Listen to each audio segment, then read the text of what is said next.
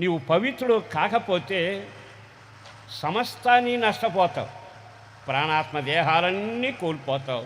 నీ జీవితంలో ఎంత నష్టం అంటే అంత నష్టాన్ని నీవు అనుభవిస్తావు.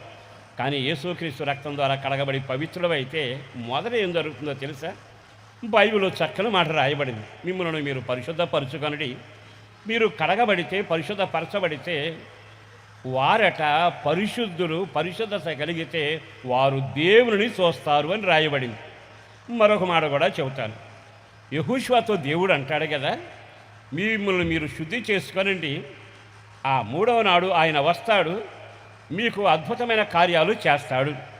అంటే నీవు పరిశుద్ధులు అవ్వడం వలన, యేసు రక్తం ద్వారా కడగబట్టడం వలన నీవు దేవుని చూచే నేత్రాలు ఉంటాయి, పరలోక మహిమను చూచే ఆ కృప కలుగుతుంది.